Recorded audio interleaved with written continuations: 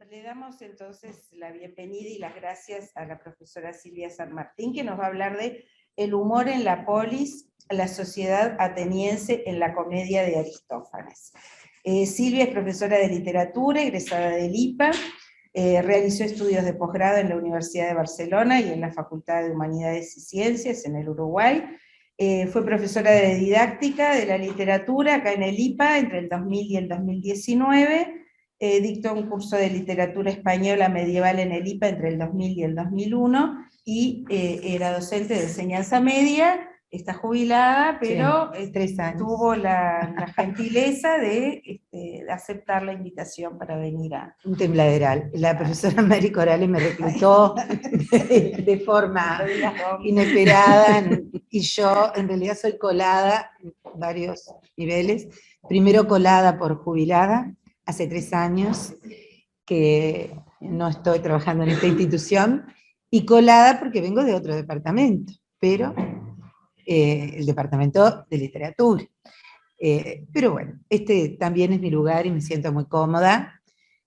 Y el año que viene cumpliría 50 años de mi ingreso al IPA, o sea, prehistoria, Oriente y Grecia. Quiere decir que esto es a puro esfuerzo. Cuando la profesora me planteó el tema de la jornada para profesores de enseñanza media y estudiantes, gracias Mari, para profesores de enseñanza media y estudiantes, para trabajar alguna variante desde los estudios literarios, sin ninguna aspiración de absoluto, solamente que tengan conocimiento o alguna inquietud, alguna línea de búsqueda, o ya ni de investigación, acerca de los textos dramáticos como fuente para la clase de historia, posible fuente para enriquecer, ya sea explícitamente o en el acervo del propio profesor, que lo incorpora con naturalidad, si lo conoce y le interesa. Inmediatamente pensé en la comedia.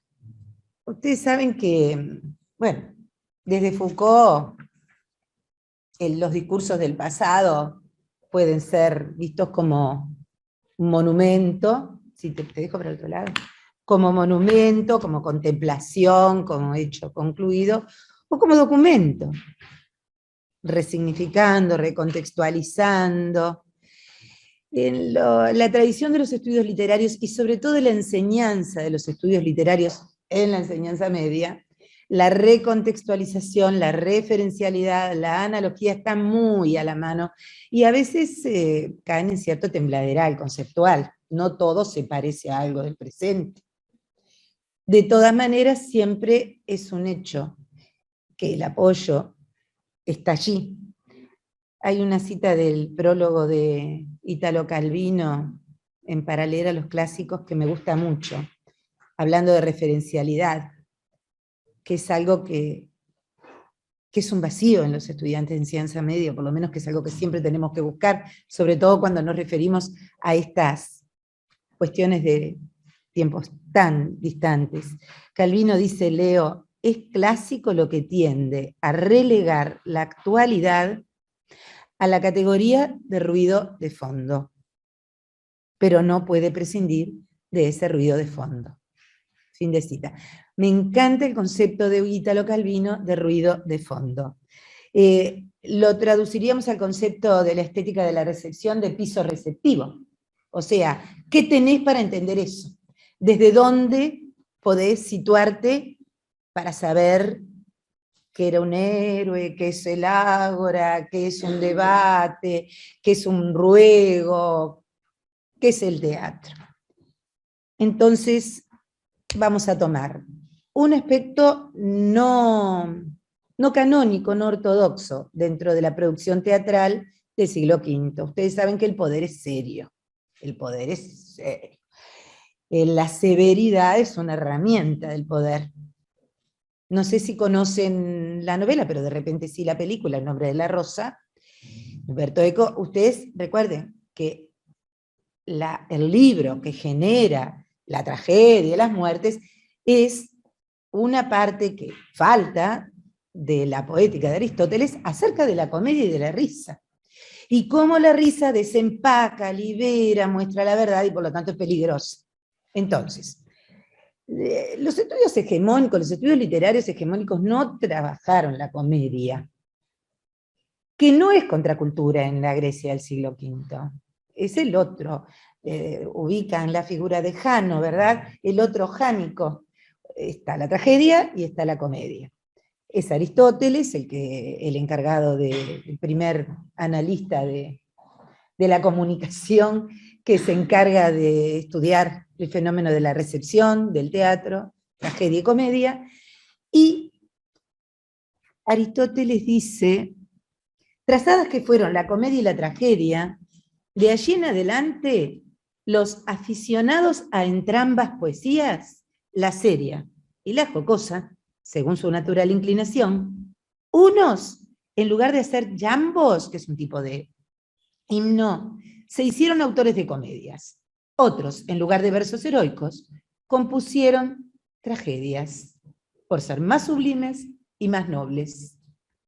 Al averiguar, empero, si la tragedia tiene ya o no lo que basta para su perfección, ora sea considerada por sí mismo, ora respecto del teatro. Definición. Definición aristotélica. Bueno, la comedia es, como hemos dicho, mímesis de hombres inferiores. Inferiores. Pero no en todo el vicio, sino lo risible, que es parte de lo feo. Pues lo risible es un defecto y una fealdad sin dolor ni daño. Así, sin ir más lejos, la máscara cómica es algo feo y retorcido sin dolor.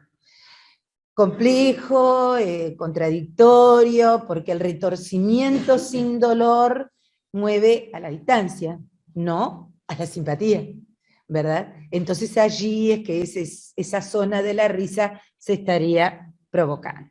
Bien, todo esto es muy teórico y general. La opción por la comedia en la enseñanza media, en literatura prácticamente no se trata, en los programas oficiales no se trata, todo es del ombligo para arriba, porque ustedes saben que la comedia es del ombligo para abajo. O sea, la procedencia en las farsas ditirámbicas es la de la tragedia, pero en las farsas fálicas es en la comedia. Los de arriba y los de abajo. Tiene que ver con hegemonías, tiene que ver con sectores de la sociedad, no sé si con los sectores populares propiamente dichos, sí en los orígenes, no en el desarrollo, en la dramaturgia oficial de Atenas en el siglo V, que es otra cosa bastante diferente. Toda esta cultura de la risa es revalorizada por el romanticismo, después por el Renacimiento, más vinculada al mundo de lo popular, lo telúrico, lo original, pero nos estamos manejando con fuentes literarias que son un tembladeral. Esa es la verdad. Tenemos, ahí ponemos las 11 comedias de Aristófanes. Como dijo la profesora Tomeo, brillante, no hay biografías en Grecia. Aristófanes es un señor que parece haber muerto cerca del 488. Parece haber muerto. Nació, porque murió, pero y también compuso. No sé si escribió, compuso. Porque esto no es todo literatura, esto no es literatura, esto es cultura ática, esto es imaginarios culturales, esto es una larga acumulación de signos. Claro, ¿desde qué disciplina podemos entrar? Desde los estudios literarios, quizás desde los estudios culturales, quizás desde los estudios... Más precisamente la disciplina estricta para abordar estos textos sería la filología clásica en su abordaje más ortodoxo.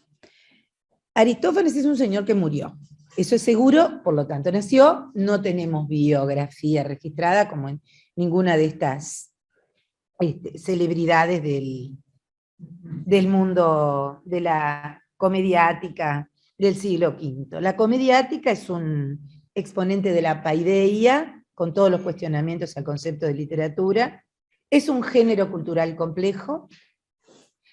Por comediática entendemos el conjunto de piezas, llamémosle textos, texto literario, texto espectacular, texto visual, que generó ese conjunto de puestas, de las que sí hay registro y hay archivo, destinado a una representación ritual ustedes recuerdan o sepan que el teatro en la Grecia del siglo V es un evento ritual. No lo podemos asimilar al concepto de espectáculo, que sí recién se genera en el Renacimiento.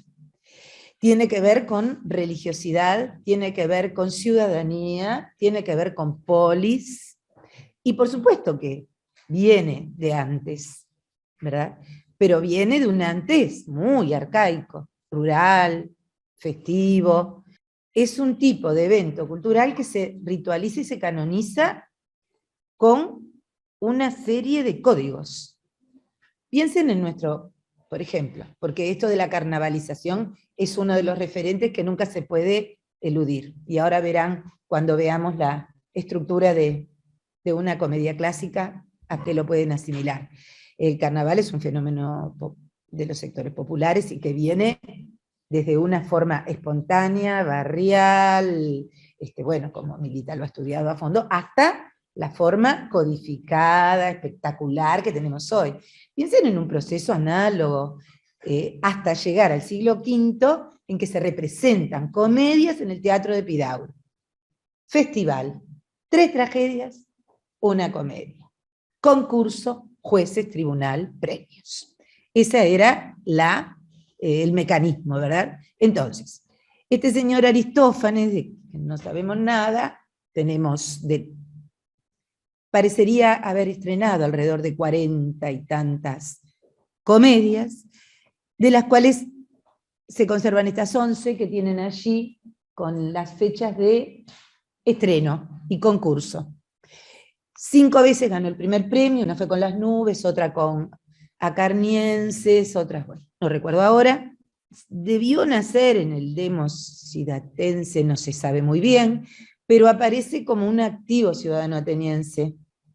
Aparece como un crítico de Sócrates, aparece como un interviniente en una cantidad de actividades de la polis, más allá del teatro propiamente dicho. ¿Cómo correspondía?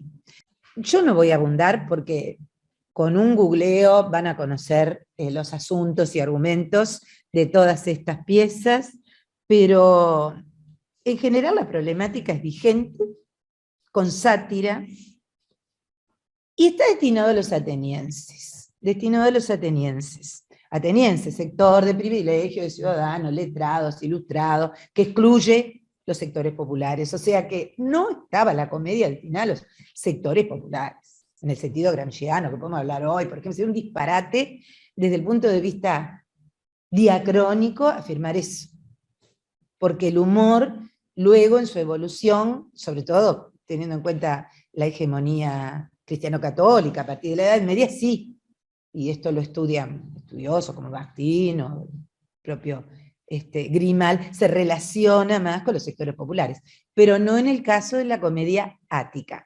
Aquí la cachada, la sátira, la crítica, la mirada, es más una mirada que otra cosa, y lo vamos a ver rápidamente porque les voy a dar ejemplo de 2 comedias. Me interesó tanto lo que decía Daniela Tomeo a propósito de la cerámica y el vaciado, porque el humor,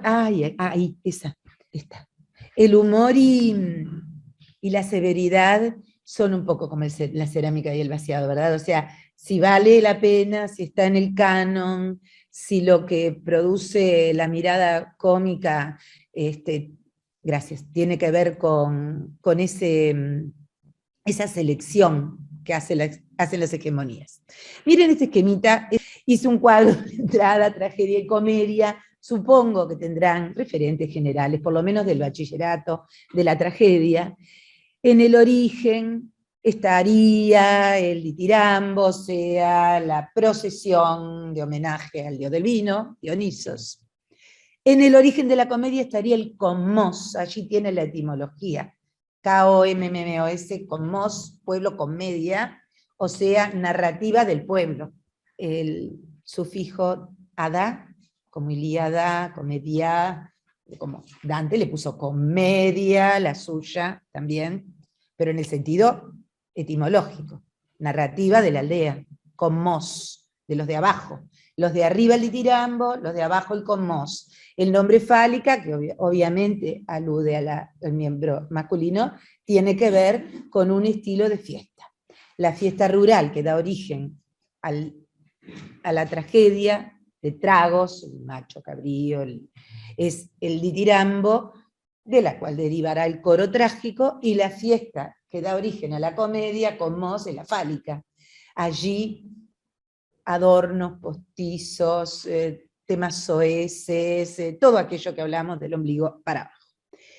La recepción para la tragedia es según un sistema de convenciones previas. Aristóteles define simpatía, simpatia como aquel modo del público de identificarse, o sea, padecer con el héroe. La comedia que reproduce la cotidianidad estaría en el otro extremo, la dispatía, o sea, me alejo, no me identifico porque así me río.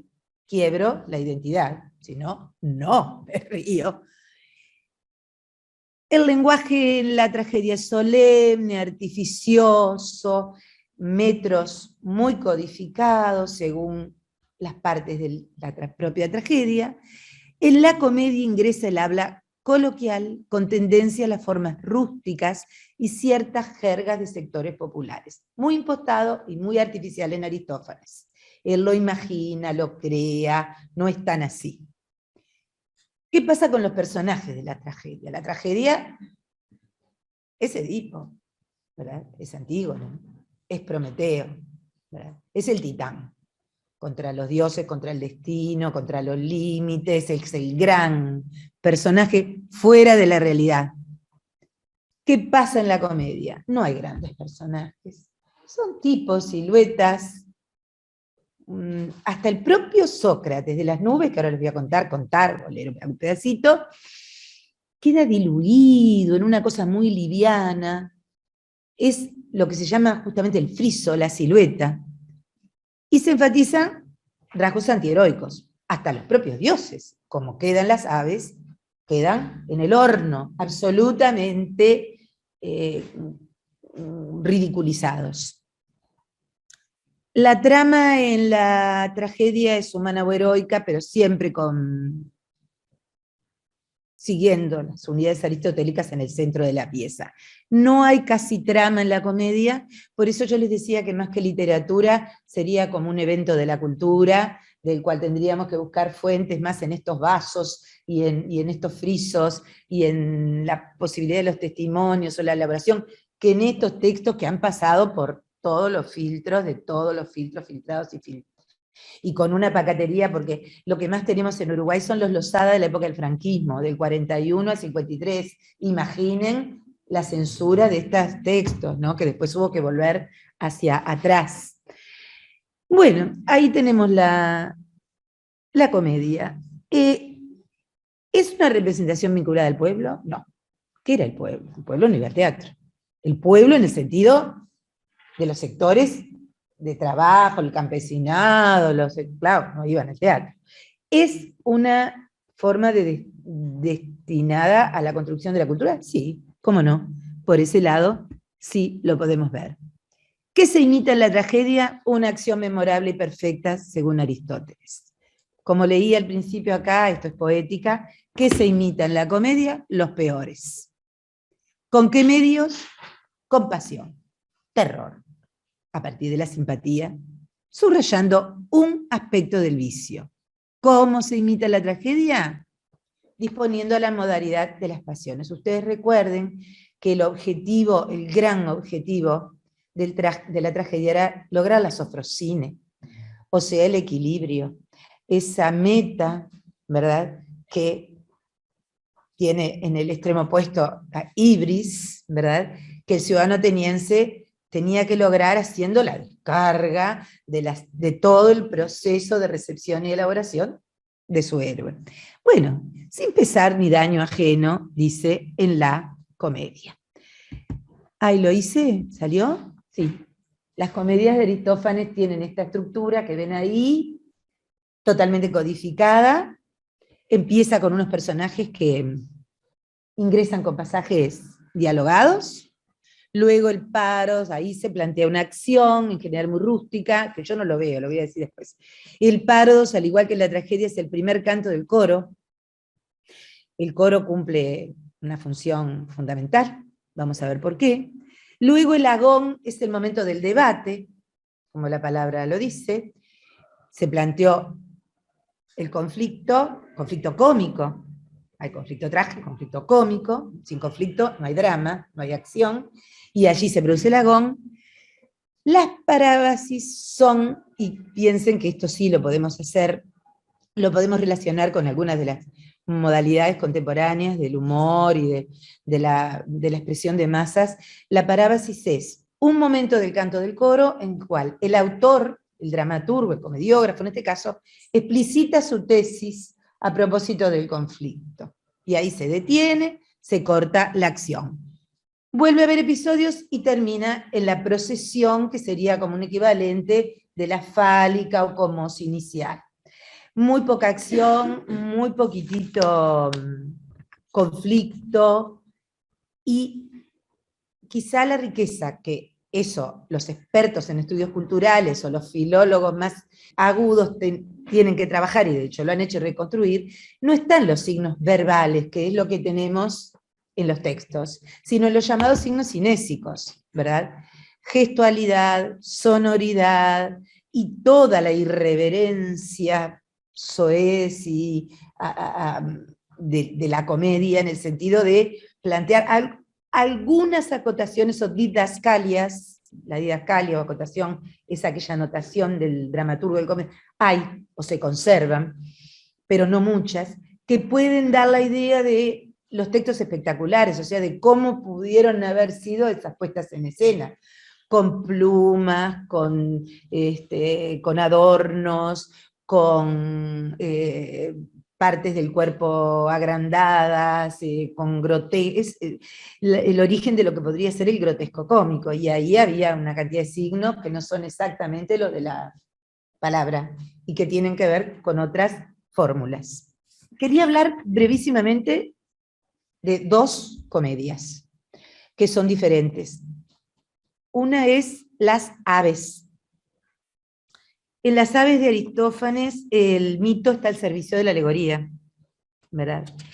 Es una comedia que se presentó en el 415 y obtuvo el segundo premio, no ganó. El asunto es muy sencillo. Dos atenienses, Eubélpides y Pistetero, emprenden una búsqueda de un mundo transterrenal en el país de las aves, porque no toleran más la vida en la polis.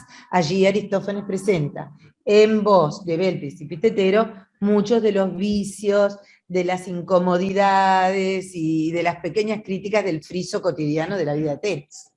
Entre otras, la manía ultra litigante de los atenienses, la incertidumbre. Bueno, la comedia se sostiene en el mito de la bubilla. Habría que ir al mito de la bubilla, Tereo. Un mito, es un pájaro, es un mito terrible en el que aparece todos los espantos de la conducta humana: violación, mutilación, filicidio, homicidio, tormento, antropofagia, como en toda la mitología clásica. Pero este pájaro, que es el rey del mundo de las aves, representa a un violador filicida, un terrorista de Estado terrible, que es la bubilla, ante quienes se presentan estos dos más o menos ingenuos atenienses para solicitar ser aceptados en el mundo de las aves. Los episodios desarrollan esa entrevista, y ese pájaro insectívoro, además, perdonen, yo les decía hoy que hay elementos que no están en el texto, y que están en el piso receptivo o en el ruido de fondo, para entender que la bubilla, que es un pajarito del tamaño de una tórtola, tiene pico, arqueado, algunos colores, pero sobre todo tiene un olor fétido, persistente, y un canto pobre, sin sentido. Ese es el rey del mundo imaginario para Aristófanes. Fíjense que en Las aves, que es una de las sátiras al poder, a la idea de la utopía, al sueño del absoluto, en donde se presentan la corrupción más espantosa, representada por los seres alísqueros, que serían los perfectos, los que están fuera del mundo de los hombres. Bueno, allí la capacidad semiótica de este texto es tremendo. Estos atenienses se presentan a Bobilla, denuncian todas las falencias de Atenas. Atenas es una polis insoportable, y finalmente hay en esa carnavalización del disfraz y la irreverencia, terminan ellos siendo los reyes del mundo de las aves, que van a suplantar al mundo de los dioses, y termina en un festival en el que uno de estos hombres, que termina siendo un poderoso violento, suplanta la Bobilla, queda dueño de la nueva utopía, y termina en el carnaval final. La comedia nunca tiene un gran final, ni un final demasiado interesante. La burla y las chanzas, los juegos de palabra, el humor, todas las alusiones soeces, que yo les digo, se diluyen mucho en las pacatas traducciones de Losada, construyen un grotesco ridículo en lo visual. Piensen que el público conocía el aspecto del ave y tenía referencialidad a propósito de ellos. Evélpedes, uno de los atenienses, es el encargado de proponer a esta reina o rey del mundo de la utopía, basado en su pasado mítico de rey, que no le gustaba pagar sus deudas, y en su presente de ave que recorre todos los mares y tierras, regando a la experiencia de pájaro y de hombre, suplica: quiero que nos indiques alguna pacífica ciudad donde podamos vivir blanda y sosegadamente, como el que se acuesta sobre mullidos cojines. La otra comedia, que es desde el punto de vista de lo que nos interesa a nosotros en el campo educativo, aquella que siempre se hace mayor referencia, es Las nubes. Las nubes. En la Parábasis de las avispas, que es una comedia que satiriza la manía del litigio. Aparentemente el litigio, la contienda, la demanda, en Atenas en el medio siglo V a.C. se había transformado en un uso social muy frecuentado, y en las avispas, en su Parábasis, Aristófanes explica el propósito de las nubes. El título alude al desapego de lo terrenal, a lo distante, inaccesible. Si bien toda la producción aristofánica se justifica en la paideia, esta pieza es la que se atribuye el análisis específico de las tendencias educativas en Atenas y, por supuesto, desde el lugar de la satia. Si hay una matriz cultural en los trazados de los sistemas educativos, es la educación griega. Desde el humanismo hasta el deporte, hasta el arte, el teatro. Por lo tanto, en las nubes, pensemos algunas de las dicotomías al uso para pensar en las nubes que atraviesan las polémicas de hoy. Por ejemplo, ¿educación para el mercado o para el Estado? El personaje que inicia la acción en las nubes se llama Strepsíades. Está desesperado porque tiene un hijo que ha gastado su fortuna, que es aficionado a los caballos de carrera, al cual no le ve futuro, y por lo tanto tiene que enderezarlo. Como es un campesino venido a Atenas y tiene algunos valores de la sociedad del nuevo consumo ateniense, allí decide acercarse a una escuela de pensamiento, la escuela de Sócrates, para que le enseñen a enderezar a su hijo, o lo ayuden a enderezar a su hijo, y lo saquen de ese torcimiento con respecto a sus valores. Bueno, miren, yo les decía, ¿educación para el mercado o para el Estado? Strepsíades le ofrece a Sócrates el salario que me pidas. Acude a la escuela como un mercado, en que obtener cierta mercancía. En este caso, todo un capital simbólico que le permita mantener su lugar en la sociedad ahora en riesgo. Y le dice, decide matricular al hijo y que en el cortísimo plazo lo reeduquen. Le dice, enséñale los dos razonamientos, el bueno, cualquiera que sea, y el malo que triunfa del bueno por medio de la injusticia, o por lo menos enséñale el razonamiento injusto. Fíjense que el aldeano rico, que no pudo aprender retórica por él mismo, intuye que su propia seguridad depende del producto intangible ese que es el poder saber de la palabra. Y después refuerza el pedido clientelísticamente y dice, acuérdate de ponerle en estado de refutar todos los argumentos justos. Él ve en la educación un gran negocio potencial. Aquí tenemos insertado en la concepción de los sistemas educativos basados en la demanda. Y luego insiste, enséñame uno de tus dos discursos, aquel que sirve para no pagar.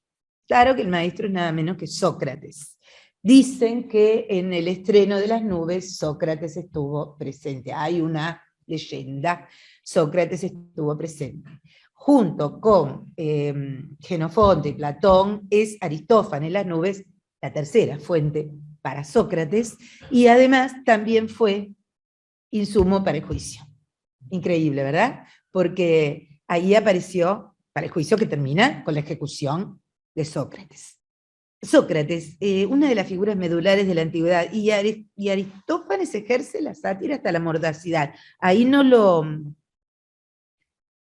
ataca, pero de todas maneras lo presenta desde un lugar del realismo grotesco, ¿verdad? De la comicidad grotesca. Tenemos entonces en esta comedia la perspectivización de un contrato didáctico, de un contrato educativo en la ficción cómica. Yo te doy, vos me das, este es el objetivo, tenemos la perspectiva. Y la otra dualidad que aparece es formar o capacitar. Es bastante central la cuestión del paradigma propedéutico o el paradigma funcionalista. Estrepsiades quiere la justa, que le enseñen a decir cosas, que le enseñen a defender los intereses económicos. Y la oferta del maestro no era esa, era formar para pensar. Nada menos que la academia. Bueno, ¿podrá la educación formal, me pregunto yo acá, suturar las fracturas originales de la sociedad? Esta pregunta la tendremos hasta el final de los tiempos. ¿Podrá armonizar la pluralidad de subculturas que conviven en la polis para tejer un imaginario? Sócrates se horroriza del cliente, son escenas muy graciosas en ese sentido, el humor ahí está. Dice, qué horrible pronunciación, qué abrir la boca, ¿cómo va a aprender la manera de ganar un pleito, entablar una demanda y de destruir los argumentos del contrario? Bueno, hay una entrevista muy desopilante entre el maestro y el discípulo avanzado que recibe al rústico, o sea, Sócrates en su academia con sus discípulos recibe al rústico que le hace el pedido y analiza todo burlescamente el sistema de enseñanza. Los asuntos socráticos, según la lectura cómica, son, lo tengo acá copiado, si los mosquitos zumban con la boca o el trasero, cuántas veces salta una pulga a la medida de sus patas, o sea, de ridiculización, que intenta debilitar toda la espesura de contenidos del discurso socráticos. Bueno, párodos, episodios, contenido de la acción. Bueno, en Las nubes, la confrontación o el agón se da entre los dos logos. Los dos logos que serían, según alguna didascalia, representados, porque los conceptos a través de las alegorías serían representados por dos gallos con grandes pelajes que aparecerían en dos jaulas caídas en la escena. El logo justo, el logo injusto. Allí se da el debate entre las dos, la educación ateniense tradicional, la educación del ciudadano y la educación que propone la Academia Socrática, la nueva educación. ¿verdad? El debate educativo ocurre en una ficción esperpéntica, grotesca, con personajes fantásticos. Bueno, el logo justo propone el perfil del egresado que resulta ajustado al antiguo ideal ciudadano. Discreto, ordenado, silencioso, conciencia identitaria, de pertenecer al conjunto ateniense, sumisión a los maestros, conducta severa, moral contenida, y todo ello. El logos injusto no elige la discursividad de entonación retórica, sino que remete a puro ejercicio de mayéutica. Recuerdan, ¿verdad? O sea, el método socrático, aquel que usamos todos los días en el preguntadero de la clase, ¿verdad? Tratando de sacar del alumno el conocimiento que en realidad debe tener, ¿verdad? El método dialógico que provoca que ese alumno descubra las verdades por sí mismo es el contrario al método, al logos injusto de la Atenas clásica. Bueno, el perfil es antitético, se traza de la exaltación de los sentidos, ese Sócrates ridiculizado, si se puede, ridiculizado y todavía respetado por Aristófanes, porque la mirada cómica es una mirada, no es una construcción. Entonces, ¿quién era y cómo era? Bueno, este nuevo ideal aparece en el Agón, que se dirime en una escabrosa polémica sobre prácticas sexuales, también ahí está el tema de Sócrates, y el tema de la bisexualidad en el mundo antiguo, que está siempre en la comedia aristofánica, desde distintos lugares. Y finalmente lo que ocurre, como en toda comedia ática, las situaciones son farsescas, ridículas, y el proceso de enseñanza ocurre en la elipsis, no aparece en la obra. Ya aprendió, dice un vocero de la academia. Recuerden que el asunto era aprender a hablar. Según Sócrates ha sido todo un éxito. Veamos qué aprendió Fidípedes, el hijo de Strepsíades. Aprendió que niega al Padre, que lo niega totalmente. Ay de vosotros usureros, pereceréis con vuestro capital y los intereses. Y el hijo cuestiona todas las ancestrales tradiciones. Por lo tanto, se quebró el código de comunicación, el hijo opera según nuevas reglas, los acreedores acosan a Strepsíades, que reclama piedad. Bueno, termina en una golpiza parricida y en el incendio de la academia. Lo que le interesó al comediógrafo fue mostrar el Agón, su visión crítica del mundo de la educación y algunos personajes que tienen que ver con el friso ateniense. Bueno, hay muchas comedias que son bastante más conocidas. Lisístrata, con el tema femenino, ha sido llevada y traída desde muchos lugares, es la huelga de sexo, en la guerra del Peloponeso. Pluto, recuerdo una apuesta preciosa al galpón en el 74 de Pluto, no, sí fue después de Fuenteovejuna, Pluto, chau, cerró, se volvió a hacer, ¿no? No, sí, le pusieron Plutón, allí era Plutón, sobre el dios de las riquezas, pero creo que es un conjunto de textos que están en el imaginario cultural y que están en la tradición nuestra, y que por lo tanto pueden ser herramientas para acercar a una mirada otra a ese mundo que tan distante tenemos, pero que sigue siendo la matriz cultural.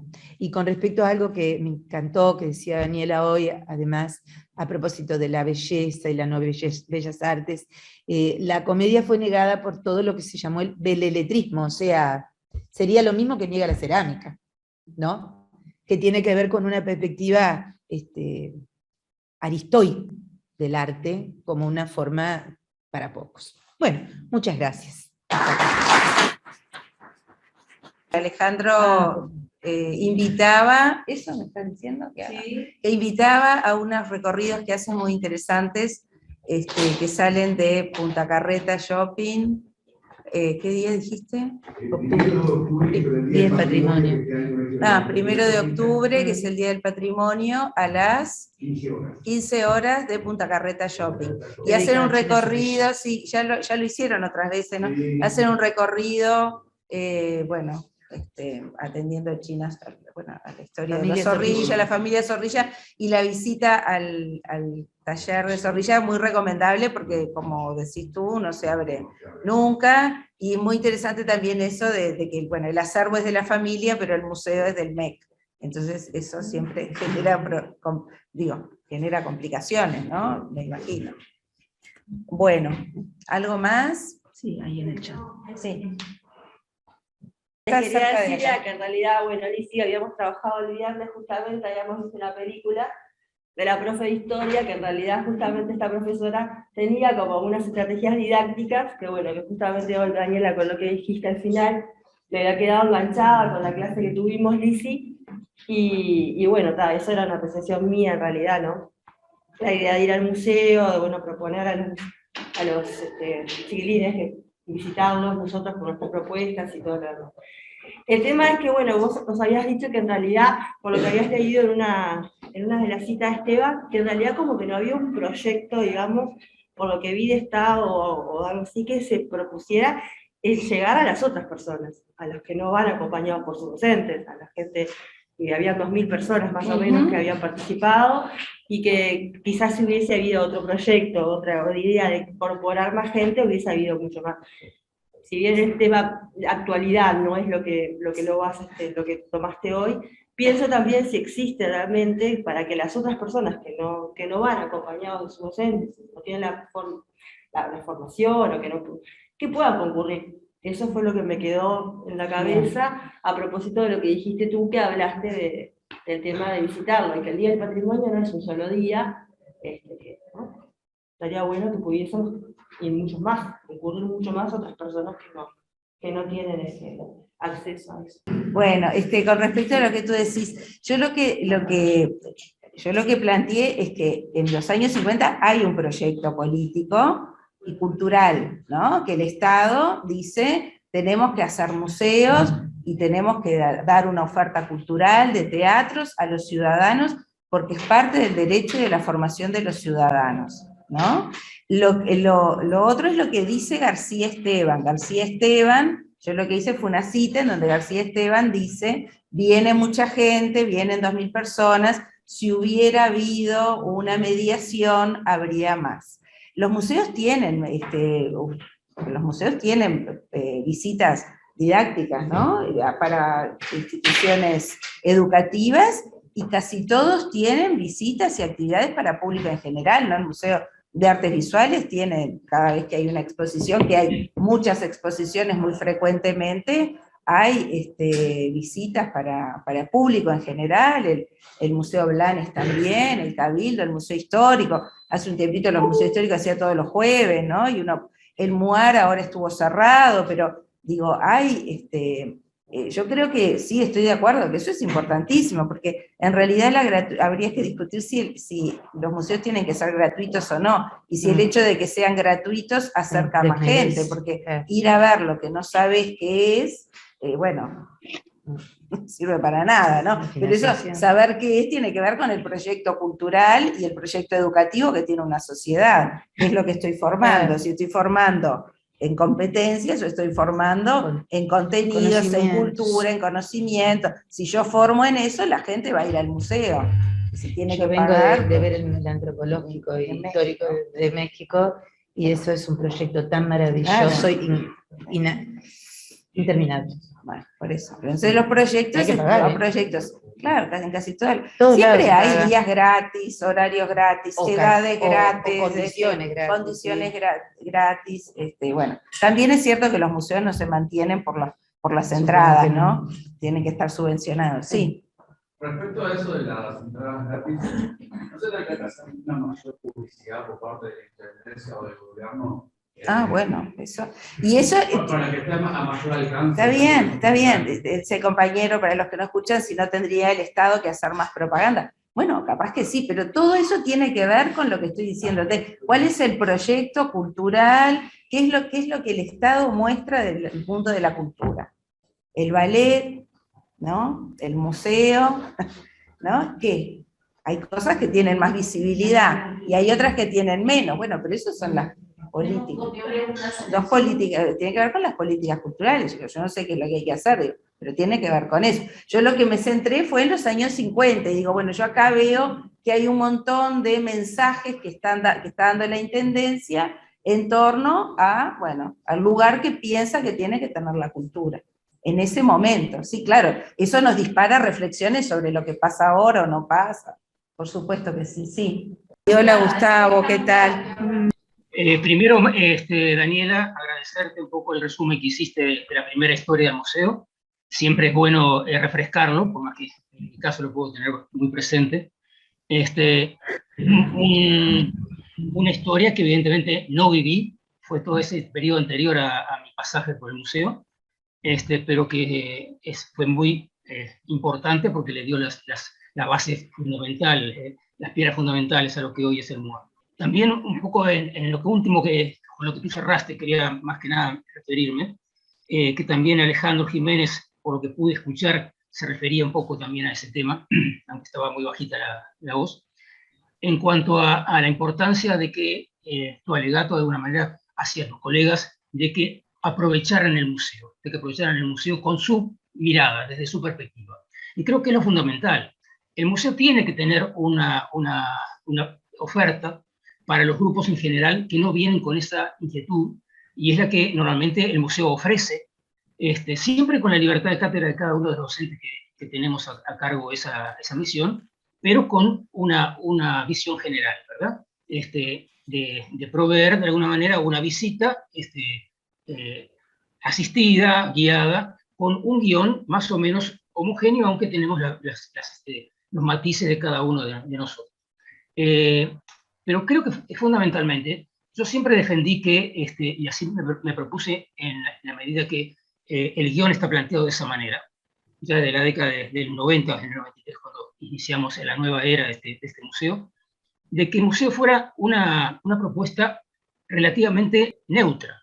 ¿A qué me refiero con esto? A que justamente, por más que el museo necesita exponerse de una manera ordenada, dar de una forma un marco general que no sea caótico, que sea entendible por el público en general. Y bueno, se ha optado por cierta periodicidad, por una cronología, forma cronológica. Hay también, necesariamente tú lo conoces, los profesores en general, de que no podemos tampoco mezclar todas las culturas en forma cronológica, pues sería caótico, confuso para el público en general. Por lo tanto, también está puesto por periodos y por regiones culturales, y cada una de ellas, a su vez, con un ordenamiento cronológico. Pero más allá de ese orden primario, eso es lo planteo como una necesidad de que el museo debería tener ese carácter y permanecer con ese carácter neutro, para que justamente cada docente, con su grupo, con su visión, le dé la lectura que quiere dar, pueda tener visiones distintas, porque en eso está la riqueza del museo. ¿Y por qué señalo esto? Porque en algún caso, en algunos otros museos, y no me refiero a alguno en particular, ni siquiera dentro del país, pero que se entiende a que, bueno, un poco por modernizar el planteo, debemos darle lecturas distintas y plantearlas en lo que es incluso el planteo general, el planteo permanente, lecturas más de tipo curatorial, con visiones curatoriales propias. Y eso tiene, creo que, un problema, porque una cosa es usarlo eso para exposiciones transitorias. Y creo que está muy bien que curadurías distintas, con miradas distintas, puedan hacer lecturas distintas del museo y plantearlo como cosas, propuestas transitorias. Pero otra cosa es intervenir en lo que es la muestra permanente, que de alguna manera tiene que tener siempre un planteo lo más global posible para que los grupos que año a año vienen y hacen uso de ese museo, si le damos una lectura de tipo curatorial con la visión de uno u otro curador, estamos poniendo en riesgo de que esa lectura sea la única que puede llegar a leer, a ver el visitante cuando visita muchas veces, muy pocas veces el museo, y algunas veces una vez el museo en su vida. Y eso creo que es limitante. Claro que las visiones tienen interés en visitar una y otra vez y reiterar las visitas, y le da un punto de vista cambiante. Pero no es la mayoría del público que asiste. y aunque debiera ser nuestra meta, pero no creo que sea por ahí el rumbo, porque si no, a la gente, cuando va a buscar algo general donde hacer su propia lectura, se va a encontrar con la lectura de otro. Y esa imposición creo que es lo que no es válido, ¿no? Por eso en la defensa de que en general el guión que se ofrece sea lo más neutro posible, lo más neutro posible. Y insisto, pueden haber exposiciones transitorias colaterales en salas especialmente preparadas para eso, que lo hemos hecho en el museo a lo largo de la historia también. Por ejemplo, por decir algo, la historia de la escritura a través de todos los tiempos, fue una gran exposición que hicimos en el museo, los caballos en la historia del arte, cosas que abarcaron mucho espacio del museo, pero no se dejaban de reconocer como una intervención transitoria, sin dejar de tener la lectura general y más o menos neutra del guión histórico-cultural y de arte, para lograr eso que tú planteabas, o sea, que cada docente pudiera hacer esa lectura propia. Y es algo que, por más que nosotros no podemos incentivarlo, son ustedes que tienen que ver esa necesidad y plantearla, pero estamos abiertos a eso. A veces podemos llegar a tener alguna pequeña dificultad de compatibilidad de horarios, en la medida que tenemos una agenda previa y que se van llenando los espacios, quizás queden poco espacio para eso que tú planteas. Pero hay horarios en que se pueden trabajar y que estamos abiertos a que lo aprovechen. Insisto y convoco yo también a que lo aprovechen de esa manera. El museo tiene muchas lecturas posibles y el gran acervo que tenemos, que es la riqueza del museo, tiene esa variedad de lecturas posibles. Y por eso, de alguna manera, estoy de acuerdo contigo e invito a los docentes a que lo hagan. Un par de observaciones muy pequeñitas, muy pequeñitas. Las 2.000 personas que hablaban en el tiempo de García Esteban, se refería a la exposición en el subte, cuando estuvo el museo en el subte. Un lugar muy céntrico y con un horario más extendido, y como exposición transitoria también, evidentemente que convoca mucho mayor público. Ese horario más pequeño de las galerías de arte, de 17 a 21 horas, no creo que tuviera esa convocatoria tan grande, sí, sin duda. Pero el espacio no lo podía permitir, ni el lugar, ni la convocatoria, tampoco una muestra permanente de esas características, en su época no lo hubiera permitido. Pero sí fue en la sala del subte, que ocupó una muestra transitoria muy importante en esos años. Cualquier cosa a las órdenes, cualquier duda, pero otra vez el agradecimiento a esta ponencia, que hace a la historia del museo también, y la difusión entre ustedes, que son los profesores, que son los mediadores entre el museo y los alumnos del museo y el público, y por eso muchas gracias. No, gracias a ti, Gustavo, por todos los comentarios y por la invitación. No sé, estaba Emma también, que quería... No. Ya nos aclaró que no. Simplemente tenemos varios comentarios en relación a que la saludan, que realmente agradecen la ponencia de ambas. Y bueno, estaríamos con más preguntas. Sí. Ya por aquí tiene una pregunta. Bueno, sí. Bien concreto, entre el 52 y el 62 tuvo una especie de teatro, el cual no estaban abiertas las galerías de arte. No estaba abierto el Museo de Bellas Artes. Bien. Estuvo cerrado. Bien, en ese tiempo, yo me pregunto qué otro tipo de mediaciones culturales hubo, quizás no en la órbita estatal, para la población que después sí fue prácticamente una avalancha. Pero me animo a, estuve buscando recién, que las grandes megaproducciones de Hollywood, tipo Quo Vadis, Ben-Hur, Los 10 Mandamientos y Cleopatra, fueron en la década del 50 y Cleopatra en el 63. Estaría bueno también ver la Comedia Nacional, si llevó obras de autores clásicos en ese interludio en el cual el Museo de Historia del Arte o de Bellas Artes no estuvo bien. Sí, imagínate, los caminos para investigar son eternos, pero sin duda que el peso del cine en los imaginarios es fundamental, ¿no? Y del teatro, como decías tú, Sí, totalmente. Pero El esa cine, era después del 50 la era del cine. claro, y de las grandes superproducciones de Claro. Hollywood, esa fabulosa, con unas todos los escenografías imaginarios de la maravillosas, antigüedad. y 800.000 extras, porque no había, tenían que poner personas de verdad, pero sí, bueno, son Esa caminos. revalorización. Sí. de la actividad. Bueno, entonces Bueno, nos muchas vamos a tomar gracias. un café y seguimos en 15 minutos.